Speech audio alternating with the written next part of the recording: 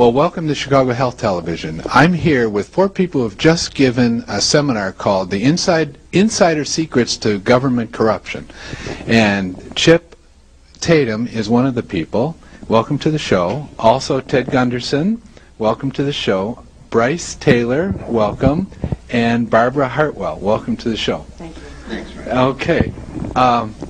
Now, I'm going to just ask directed questions to each and every one of you. I'm going to ask you a couple of questions about what you were doing and what the purpose of the seminar was. So, many of our viewers and listeners have not really had exposure or especially detailed information about what we're doing.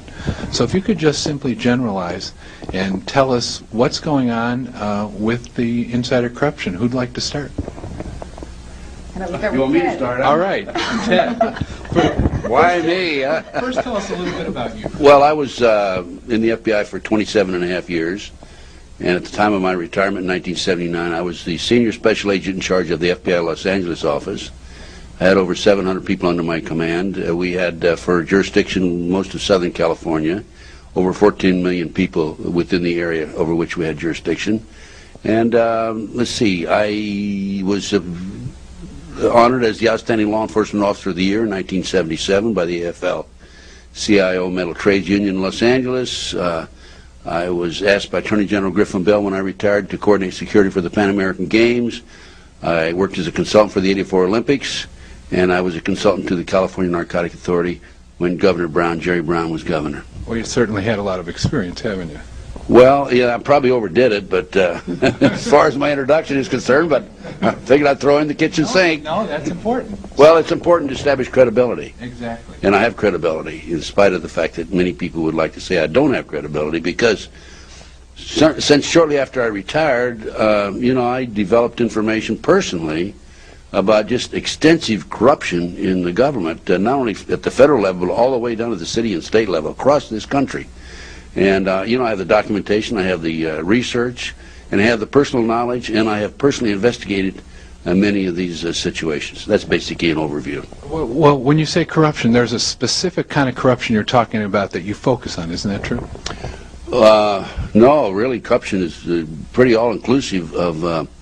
I have information about corrupt judges, corrupt law enforcement, prosecutors, county officials, judges, and it runs the gamut. It's not really specific at all unless you, and as a matter of fact, it includes a number of areas. Like, for example, I have developed information in Nebraska in a case I investigated in the late '80s involving international trafficking of children and kidnapping that ties into an organization in Washington, D.C. known as the Finders, which is a covert CIA operation.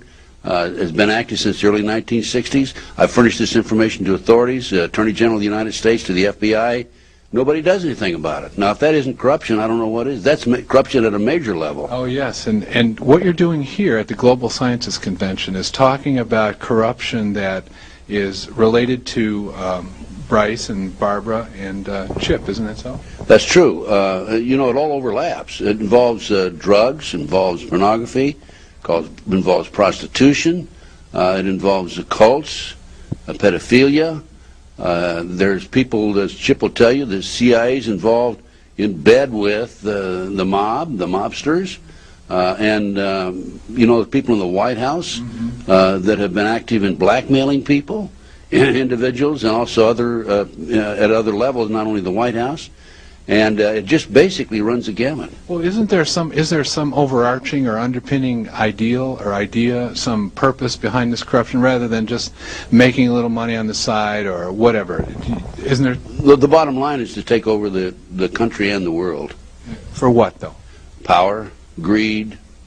This goes back over 200 years, back to 1776, with the establishment of an organization known as the Illuminati. And if your listeners don't know what the Illuminati is, they need to run down to the library and look it up and do some research, because on May the 1st, 1776, a fellow named Adam Weishaupt, German, set forth 25 goals at the request of the Rothschild group that they needed to initiate in order to take over the world. We're talking about destroy the sovereignty of countries and destroy religions. And that's where it really started in modern day. And right today, believe it or not, and we have the documentation for this, we are probably 90%, their goals have probably been filled at the great rate of about 90%. And what's happening now? Well, we have, for example, executive orders by the President. Executive orders were established initially for the President to give orders to departmental heads. The Presidents of the United States have actually set up executive orders with unlimited power, bypassing the Constitution, and there's executive orders in place today that can take over all banking, take over all forms of transportation, take over the harbors, take over air transportation, take over industry, take private property away from us, and the list goes on and on and on. And also there's an executive order in place that the President can declare martial law in the event of a national emergency, in which case we have a dictatorship. I'm not sure we don't have a dictatorship today. It's probably a socialist government, totalitarian government. And aren't we close to some kind of national emergency right now? Well, there's a possibility of biological warfare, and we just had a scare out of Las Vegas, Nevada, anthrax scare, and yes, I think there's a good possibility that could come down. Now, a fellow named Larry Wayne Harris, who was apprehended by the FBI in Nevada recently, in fact, it was on February the 18th of this year, they thought he had some anthrax in his possession. It wasn't. It was some not antibiotics, but anti-serum vaccine. Vaccine. And fortunately, that was true.